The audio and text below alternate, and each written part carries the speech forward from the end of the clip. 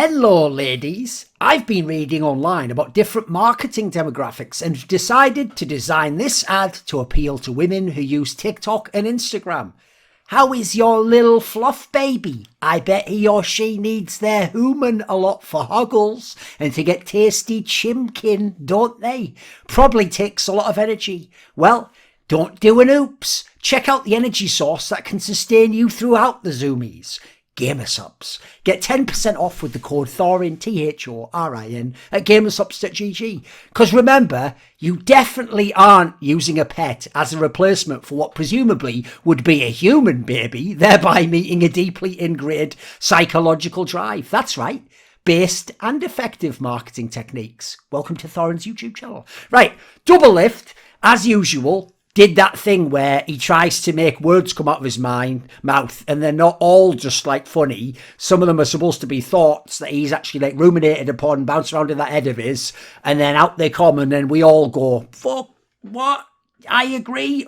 What? And I could basically just do a whole channel of just me reacting to his thoughts, translating what I think they mean, giving him credit where possible, but then explain why I think he's fundamentally wrong on most of the things he thinks about the game, because I just have a different perspective. I think I have different first principles to Doublelift. I don't even Doublelift necessarily knows what first principles are, but I would suspect we come from a very different perspective. So when he was doing his MSI core stream, which is obviously very popular, I heard him make comments, and there was one specific one where when he talks about like the regions, and specifically because everything has to bloody be about LCS and Americans, of course. Like I understand in Doublelift's case why he does, but it's also the whole theme of the bloody event. They said when Americans go out of an international tournament, you'd think it was like a worldwide tragedy or something. We have to have like a fucking day of mourning for LCS, and then like fucking wear sackcloth and flagellate ourselves. Oh, did we do enough? Oh, what aren't we doing? Oh, why are we bloody pathetic? Import them all, import everyone.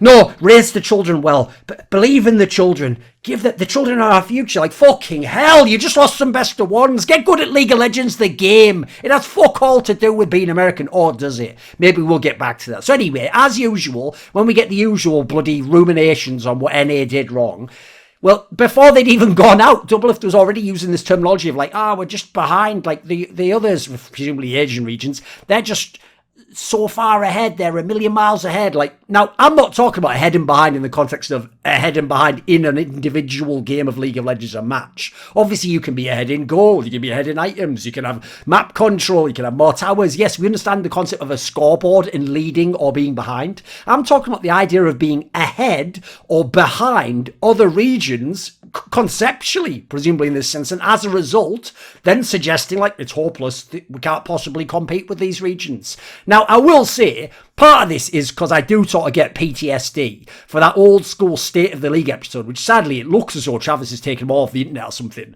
I think it was from late 2011 or early 2012. It was basically when Korea was first getting its server, and they had this episode where it was like Doublelift, Hotshot, I think Chowster, maybe Divers was on it, and basically one of them, it was either Doublelift, Chowster, I don't think it was Hotshot off the top of my head, but one of them made this infamous comment where he said something like he didn't think it would matter and that Koreans would always be 1 year behind because they were a year behind getting blah, blah, blah. You get the point anyway.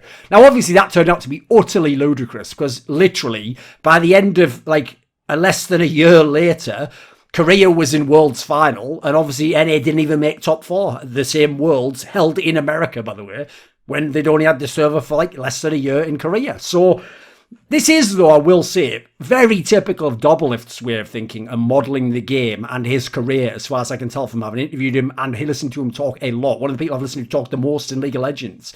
The problem is, I think it's an absolutely nonsense model. I don't think it really adds anything. I think, if anything, it just locks you off into a world where you can never, ever compete. In a way that I don't think actually even adds up to the facts of the matter and what you see from other examples. And it instantly falls apart if we examine it. So let's go ahead. Because the notion is that LCK, I mean, now it'd be LCK and LPL. And by the way, bloody hell, if you watch LPL, by this logic, LPL's ahead of LCK. But let's ignore that for a moment because we need to make ourselves Americans. We're the victims of everything here. Everything's somehow against us, but never in any way our fault. And it's just bloody, where's the bloody divine providence when you need it? Hey, where the fuck is manifest destiny? Nowhere apparently. You're all just sitting back waiting for the fucking game to be given to you on a silver platter. Otherwise you won't try, apparently. Because that's what to be a fucking American means in the 21st century. This ludicrous notion. Like, listen, if you're going to go for American exceptionalism, go for it and believe that you can be the best and put in the most money and get the most next level training methods and try new things that other people haven't and have fucking confidence in yourself. If you're not, then shut the fuck up about that and accept that you're a minor region and just go, fuck, can we outperform fucking Oceanic region? Can we outperform Turkey? Can we outperform bloody PCS? Worry about that before you worry about any of this guff about, what, am I supposed to be up here or am I actually supposed to be trash and I can never because I'm behind? Like, give me a break, mate. So, okay, in this notion that LCK or LPL's ahead now, and LCS used to be LEC before as well, I noticed, conveniently, but magically G2 having like the best team ever from the West just changes that automatically. They're too behind. But in what regard? It's never specified, you notice. Because I'll tell you what, guys, if he specified it, it would immediately expose how poorly constructed a model this is. And that you're not really getting anything out of it except a dog shit excuse to just pretend like none of it's your fault. So let's steelman his argument initially and try and think, what could he mean by this? And I think actually when I steelman this, I'm going to make a better argument than Doublelift did. Like, I don't think he was even thinking of some of these factors. But let's start with like tangible things, infrastructure. So especially when they first started the teams in Korea, yeah, they had like more coaches. They had team houses already where people could play a lot more. They had practice partners that came in and maybe practiced a certain matchup. They had subs in a day when no one had subs, or sub just meant a streamer probably never going to play in the team, or you had to list them for LCS, so you technically like, this guy's a sub for G2 in fucking season 7. Yeah, he never plays a bloody game though, does he? He never even plays with the team. Like, it's just an official thing from Riot in case you have an injury. So okay, there's that angle. Yeah, at one point in time those were areas that seemed to be an advantage for Korea that the West didn't have. Game understanding, I'm going to assume, must be a part of this ahead and behind. I took it as conceptual. So that means like understanding of core fundamental concepts, of specific executed set plays now, how you take a dragon, how you use a herald, what you do with a baron, etc. Coaching of players, presumably how their mental state is affected, how their understanding of the game is affected, how you bring together communication, how you get people on the same page. But let's rebut all of that. So, okay, first, in terms of all the tangible stuff, my dude, LCS is ahead in that regard. Like, you already have all the coaching staff. You have bigger coaching staffs than LCK teams sometimes with more experience in the fucking game, which all the pros seem to love. LS are all they seem to love, but they ignore that there's loads of people with experience who've coached in the LCS. So you've already got all the tangible aspects to some degree. You've got aspects they don't have in Korea, like you're using sports psychologists and all these aspects, maybe bringing physical training. They don't do any of that shit in those Korean teams. Korea, by the way, still even promote some of their coaches, as you saw with T1 and that whole bullshit thing in the off-season, based on like tenure and experience, and if you're a company man or you were just associated with the greatness of a program elsewhere. It has all kinds of flaws and problems in it, whereas like actually the mobility to hire who you actually think knows the most about the game and would be the best coach in the West is way greater. Like, there's not anything like the social stigma attached to it, or the same stupid conveyor belt approach to just moving people up through the system. I'd even say, by the way, just look at the fact that LCS has hired Korean coaches. So has the LPL, by the way. Did it make them all instantly the best? No. I mean, funnily enough, what seems to have actually transformed the LPL is that they took the coaches of the Flash Wolves team, which famously were always able to upset Korea with way worse players, and actually those players kind of transformed the LPL, if you know anything about some of the top teams they've had over the years, and some of those coaches from the LMS, just people don't know the stories. So in terms of like this whole angle of game understanding, like, this tilts me, because let's be real, the game resets. Like, the game understanding resets. So how is it resetting constantly and you're never able to get ahead or catch up? Like, what the fuck is this? There is no permanent thing where, like, someone 7 years in is just way ahead, like, of everyone else and they have to catch up for years. No, that guy just stops playing tomorrow. This guy just looks at the game, keeps breaking it down to first principles and applying basic fundamental concepts and drilling them. He'll be way ahead within 2 months, potentially, of the guy who was leading the world by Doublelift's model. So the premise here, presumably, right, is that the core concepts have been like not understood properly in the West, and that's why we're behind and they're ahead, right? And then but by his logic, because he's looking at his career where he went year after year after year after year, every time he went back he was doing well in NA, then he went nationally, it wasn't that good overall. Presumably he's thinking, right, it compounds that, like, I had my chances in season 6, by the time we got to bloody season 10 I had no chance, so they must be way ahead of where I am. Like, this is what's mad about that. Like, I actually, on one hand, think he's right and he's wrong. He's right in the sense that I think the core concepts have certainly been heard in the West, but people weren't listening. People have seen them, but they don't understand what they saw. Like, they never actually took it in. They just saw the surface of it and they tried to sort of figure out what was going on there.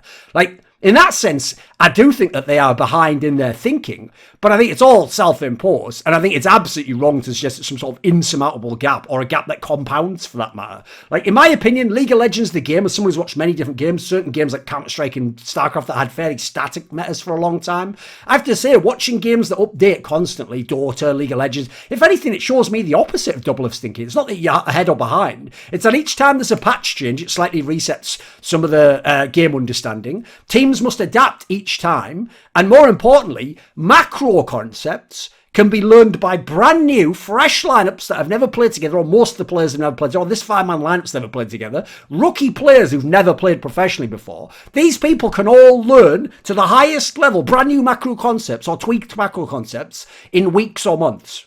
Legitimately. It's one of the reasons why I never bought the idea you had to practice in a region the whole time. Just a boot camp will do, mate. If you're good, if it's there in your team, the boot camp can bring it out of you. It might take all the weeks of the boot camp, but you have a chance at it. That's why, in my opinion, some of these smaller regions actually have these mad upsets where they go into national tournaments. They're doing this just on a lower level. They're just not trying to make the jump from LCS to LPL. They're making it from wherever they are to LCS and LEC. So let's think of this, right? If when you are the champion and you have excelled the most at a certain meta, if that makes you ahead, then why didn't Invictus Gaming and FPX stay ahead of their LPL competition, right? How did so many teams catch them up and pass them by? Why did Griffin and Dam1, who only entered LCK, we're talking now for like Season 9, realistically, in terms of some of the players, obviously Season 8 for the summer in terms of the Griffin players, how could those teams enter LCK and about a year later or less, both be fucking Worlds teams from one of the greatest, most talent-stacked regions to ever exist in League of Legends? How could they catch up? How could the other teams all fall behind? How could it happen, guys? Why didn't Tarzan, the amazing jungler of that team, why didn't he just forever stay ahead, and to the extent that as a result, Kanye and Pioshik, they just couldn't catch up? Why did they catch up? Did they catch up? Why was Pawn, at the end of Faker's unreal rookie season, why was Pawn immediately competing with him head-to-head? He was the best player to ever play the game at that point in time. And instantly someone's caught up. It was Faker lazy or something. Last I checked, he literally then went and they had an unbeaten season the very next season right after that. And he played like 10 champions or something. It was a monster on him, getting like wins on 9 or 10 or something crazy. How does Cloud9 seemingly every year outperform TSM at Worlds when TSM was nearly always the better domestic team? How? If it's ahead and behind. Why is Core JJ, years after being removed from Korea, which, by the way, he didn't play most of his career as an AD carry, he swapped to support. How is he swapping to a new role, one of the most information dense in the world, then winning Worlds after 2 times in the finals? Then he leaves to, in theory, this behind region, and he's still a world-class player for years and years and a game changer. Why? Why don't his skills suddenly fall off? What's he do? What secret psychic link does he have to the motherland that lets him just absorb their new information? Doesn't even make sense, does it? How did Jensen ever get good enough that he could have these ridiculous international performances and records and times making out groups and worlds if he played his whole career professionally in the LCS, this behind region, didn't even play a game in LEC? How about the very region that again exposes all the excuses? For me, it used to be Flash Wolves back in the day, but now it's just PCS in general, right? And obviously Maple was from the Flash Wolves on PSG. So they have upsets with literal stand-ins, not subs, stand-ins for people who can't attend the tournament. And I was being told their real team would have been good. They're using stand-ins, guys, and they're getting big upsets. They're beating RNG in a game. They won a game against Mad Lions. They won 2 games against Cloud9. How about fucking Detonation Focus Me? Some Koreans you've never heard of, some Japanese players you've never even vaguely heard of, on a team that nobody thought was amazing, but the guys who were the actual analysts for that reason were bang on. They actually had reasons why, in terms of the top lane and the mid lane, they had their chances against teams like Cloud9, and even in terms of like basic read on the meta, they actually seemed to have some sort of a grasp that would allow them to be in games, and you saw they were in positioning as fucking Dam1 at one point in time. And you're going to sit back as some bozo like Doublelift and go, they're just bloody behind, aren't we? What the fuck is Japan then, my dude? What excuses do you have for them? Yeah, they don't need excuses. They just go in the fucking server and do the best they can. They don't decide they lost before the fucking game began, do they? I mean, let's be real. The reason it can't be the coaching one's very quick to address. You can bring in the best Korean and EU coaches to LCS. They still end up with their teams, by and large, fucking ARAM team fighting in mid, ridiculously so, going for shit barons when you don't know what else to do on the map, never fucking turning from the baron, even if a fight would be favourable for you, still gambling on going for the baron, so some arsehole with the million ults now that can take the baron might just steal that shit away from you, like fucking AD carry or something ridiculous. Still, teams are dog shit at dragon setups and don't know when to take one or when not to take one based on the terrain and the positioning of the opponent. Teams still don't understand tempo or where they should be moving on the map and when. Teams still fail to understand how to use baron to push in inhibitors or force the fights that they want. So all these things happen, and you've got the coaches that I can sit these guys down, I can take them to another region, they can show that they know these things, but they can't get it through the bloody heads of the people who play in the LCS. Even if those players come from those regions, there's something mentally, psychologically going on with these LCS teams. This is my crux of the matter. It ain't about skill. There've been players who were more than skilled enough. It's not the lack of a caps that makes it a problem. Like, listen, peak caps, like, in terms of peak domestic ability, he always has issues internationally for me, but like Bjergsen, if Caps was a 10 out of 10, then Bjergsen was like an 8.5 out of 10, maybe a 9 out of 10 relative to their time period if we're going on like overall like ability. It wasn't about raw skill. To me, it's the fact that Caps has such a light-hearted fucking mentality. It's the fact that Perks has the winners like sort of chip on my shoulder edge one, but as a result, he's never out of a game because he always thinks, he's like Michael Jordan. It's like, I've never lost a game, just sometimes ran out of time. Like, that's the mentality. It's about how you apply your mentality. Like, in my opinion, there have been LCS teams that went to Worlds and MSI that had way more skill than some of the EU teams. Like, Team Liquid Season 9, that's a fucking monster lineup. TSM Season 6 and Season 7, very skilled laners. You go to fucking Cloud9 now, has some pretty skilled players on the team. Contrast those with some of the teams that even did things internationally. Like, how about Misfits Season 7?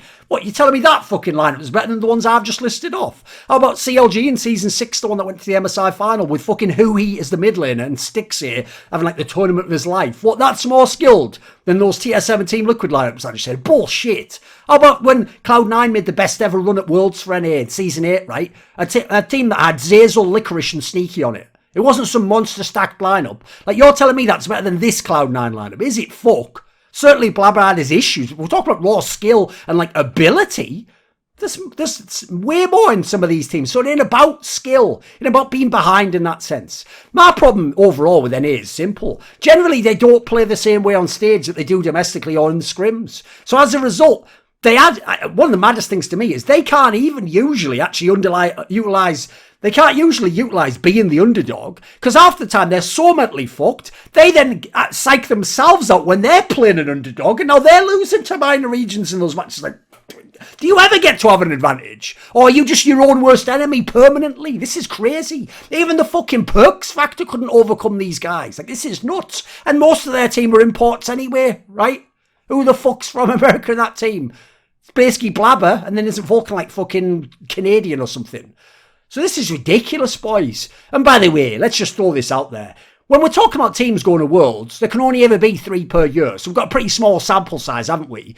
Well, I hate to break it to you, Doublelift. You yourself were part of the reason why the number 1 seed from LCS for 6 years in a row never got out of those motherfucking groups. Have you ever thought about the fact that you were one of the dominant forces on those teams, massively influential around how people play? And if you've ever listened to your teammates like Link back in the day, you have an enormous effect on their mental state. And you're going into fucking games and tournaments thinking after week 1 of scrims, I'm just fucking get dicked out, which behind, and just playing against them, well, whatever, we sent our best, time to pack it up and go. No fucking wonder, mate. It's like I say about Perks. If I look down the line and I see Perks, I could be having the worst game of my tournament. I go, you know what? I don't have to win this game. I just have to play carefully, do what he says. He might fucking win the game for me. If I look down the line and I see you, I'd start going on the app and trying to see if I can get like a fucking free upgrade for the flight home or something. Maybe get my choice of snacking. Motherfucker. Take some responsibility, mate. In general, by the way, that's going to be my theme for this video. Take some fucking responsibility. Become men. Do you know what men are? Do you know what, like, the virtues of being a man are? Like, courage, fucking bravery, like, stand up for what you believe in, fight for what's yours, defend your fucking homeland, your people, your tribe. Give me a break. Like, have none of you got any fucking pride in yourself as men? What is this? What is this region? Where are the men? Where are the leaders of men? Where the fuck are they? Like, in my opinion, NA loses the mental battle before the match even begins. Because they've got some sort of fucked up inferiority complex. But then, when they complain, They got superiority complex where they think they should have everything. They should be the best. Like, which is it? This is tearing me apart. Blabber, by the way, let me just solve this little problem for you. Let me just cut the Gordian knot for all you idiots out there. It's not that Blabber is some fucking shitter who's fake and it's just LCS making him look good. And it's not, oh, and he just flashes for the skull. He doesn't even understand the most basic concepts. It's not that he's just this godlike monster from LCS and if he could just play that way, it'd all be fine. It's both. That's the spectrum he exists upon. And what's the difference? He's hella comfortable when he plays in LCS. Everything's awesome. When he plays in the international stage, all eyes are on him. His team's falling apart. They're on bad games. Massive pressure. He's totally uncomfortable. He's having to play a picks maybe that he can make work with skill back home, but kind of... Is this a fucking joke, guys? Obviously, he could be one or the other in the same exact game, couldn't he? He even has games sometimes that show the potential on the international stage, just not as often, unfortunately. And unfortunately, the bad games really stick out. Like, this is why I would give you the example. Forget him for a second. Let's take a player who's done a lot of things internationally before. Like, you are aware Sven has been top 4 worlds, and then he's been in an MSI final. This guy, for years now, has had this issue where he will just have like a brain fart moment, which as an AD carry is one of the worst things you could do. Like Cody Sunshaw does this. And he will just have a moment where he ints and just dies pointlessly or just goes for a move that doesn't make a lot of sense and potentially throws a fight, throws a game, throws a series as a result maybe of that one game. That has happened. Now, I know, because I knew someone else like this, my mate Nanawar from StarCraft. And he used to be this fantastically skilled player, doing all his preparation and practice. But what would happen was, I talked to this guy a lot, when he would get into a situation where he felt super stressed and he was on stage, it was a massive match and he has to win and he's maybe in a leading position, he would literally mentally have this thing affect him where he felt paralyzed. And it's like he had electricity going up his muscles and they were just moving, his hands were moving slower and slower. And it's like he was in a nightmare. He'd be watching, he'd be going, oh, and he'd be trying to make his army move. And it was just going slower and slower. And it was himself against himself. And all I did in this scenario was I just talked to him for hours and hours and hours and hours. And it was all about the idea of, it's not about what happens to you, it's about how you react to what happens to you. So what we're going to do is this. You're going to go into a game and you're going to envision 5 scenarios where it could go wrong. You miss his scout coming across. He has a build order that's a good counter to yours. You lose a few units in a key fight. It's going to be close whether you can get the production up at home. You have to stand at this one point. It's all going to like. I told him in these scenarios, imagine yourself in a tough situation there, but mentally visualize yourself battling back anyway. And in a couple of them, you overcome it. In another one, you have like a valiant effort. What you're going to do basically is you're always going to take, the second something happens, you're going to reframe immediately. So what I told him he had to reframe it so that when you're in those situations, you accept that it might be going badly, you accept that you might lose, you accept that the other guy might have an advantage now, but you never accept that it's permanent. It's like fucking Poirot says when someone brings up some ridiculous scenario like, oh, well, we found the murder weapon here, it seems to have his prints on, so I guess he did the murder. He goes, perhaps. He doesn't go, well, yes, of course, that's it, case closed. He always allows the possibility that there are other interpretations. Maybe there's key information we're missing. Maybe something's going to change in the case. That's what you have to do in these situations. The game is never over till it's fucking over, is it? So as a result, I would tell him, you understand and accept that there are going to be moments of intense pressure. If you run away from that and you're scared of that and that's one thing you cannot handle, then you're going to be fucked when those moments come. Instead, you go into it knowing that sometimes those situations are going to happen and that because you prepared yourself mentally and you've done all your practice, you won't be overwhelmed by them. You might feel like it in a moment, but then you'll realize I'm not overwhelmed by them. I still have agency. And you know what? If he's ahead, if he's doing something in the game that's working, he can fuck up. He can give me a chance back in. He can misexecute. So I'll never, ever concede the game. I'll make him have his chance to fuck up. I'll make him give me a moment to come back in the game. Because when you think this, as opposed to just wishing that you never get the pressure and hoping you can front run as hard as possible, who does that sound like here? That's when, in the case of Nanawai, you become a player who performs regardless of opponent and circumstances. This is something essential to masculinity, by the way. It's the notion, go and listen to any of the indigenous peoples, like heritage of war. A great warrior must accept death before he enters the field of battle, because one day it is going to come. The question then becomes, when? Is it going to be today? Maybe it's like a gladiator, not today. So as a result, you might even feel afraid, but you are going to act anyway because you know the battle can't be won unless you accept the premise you can die and lose. Victory is only possible with the potential for defeat in the exact same moment. That's one of the key principles of battle. So the path to victory, and quite frankly, I would even say some Korean players don't do this. Some of them seem like they choke in these scenarios. Khan, Def, we all know them. This just becomes excuses when you want to say it's none of those things. It's just it's infrastructure, or I don't practice in Korea enough, or they just ahead years and years and have some secret fucking Hogwarts book hidden under their bed that has all the spells to be brand new at League of Legends. Like, give me a break, mate. It just doesn't work that way. What LCS needs is the following. Leaders who are their coaches, not just people who can coach them in the game and tactic. Leaders, people who inspire them to believe it's possible. People who teach them that, you know what, you're not a fucking D-grade student. If you learn these basic concepts and drill these fundamentals, you could be a B-grade student. You don't always have to think that they're born smart and you're born stupid. There's no static classes here, boys. These are just people training the game. The question is, how are you training the game? How are you thinking of training the game? And how are you framing your performance when you're in the server? So let's get some actual fucking men. Let's inspire the virtues that actually make people be brave. What's it they say in Game of Thrones, right? Ned Stark, where his son Bran goes like, father, is it something like, what does it mean to be brave? Or something like, can you be brave when you are afraid? And he's like, son, that is the only time a man can be brave. What don't you get about this premise? So in my opinion, we have a few things we need to change here. First of all, fuck this idea of trying to win this week's LCS games. If you actually care, it's not PR, about international performances for Western teams, forget the LCS. LCS will just be when Riot forces you to play. What you should do is, instead of trying to win this week's LCS game, you should be coaching the fundamentals of your team to the highest level appropriate to those players to improve them a little bit. And that starts and ends with the fundamental concepts of the game. Forget a million new experimental comps and this champion here, and we're one time in this mid lane, but does it work with the priority if it goes with this jungler? Like, no, how about you learn how to take heralds? How about you figure out in all scenarios when you should fight for a baron and when you should just bait it and when you shouldn't even go to a baron fight in that scenario? Maybe you should take a tower instead. How about you figure all that stuff out as opposed to putting a million hours into all these other minor things? The rest, by the way, can be on your players. They get paid a fucking king's ransom anyway. So then once you got the coaching down on the fundamentals, now the GMs can even stop dicking around going off Reddit opinions, and they can actually just pay for the players like a Perks who want to do that themselves and are held accountable by themselves, and you don't have to sit over this guy's shoulder and go, have you thought about trying this champion? Like, he'll go to that assistant coach and ask him. He'll be looking in solo queue, he'll be asking around the scene because he pay him a bloody king's ransom, so he knows that's part of his job. It's one of the reasons why I wanted Youngbuck to be the coach of TSM for season 10. Sadly, they didn't have any fucking interest, because just go look at the rosters he's working with in Excel and tell me, when this guy is constantly on the brink of playoffs in LEC, a really stacked region, go and tell me that was about skill.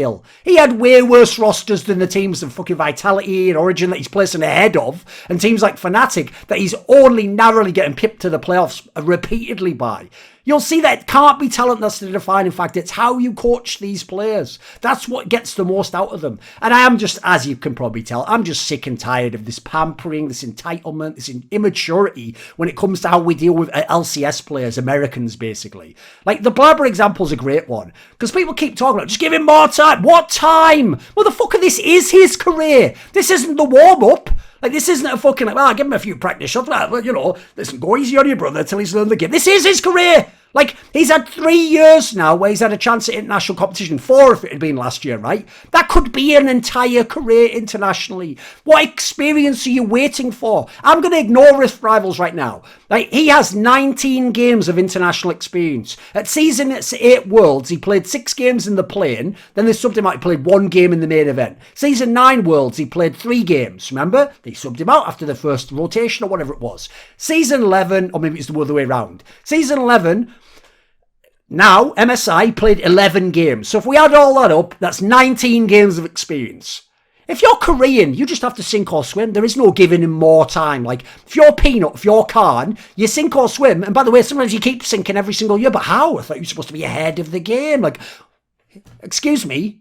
If they fail and then continue to fail, throw fucking Deft in there as well if you talk about Worlds, then what is this ahead and behind? It doesn't even exist region to region compared to international performance and domestic performance. How about just admit your mental's fucked?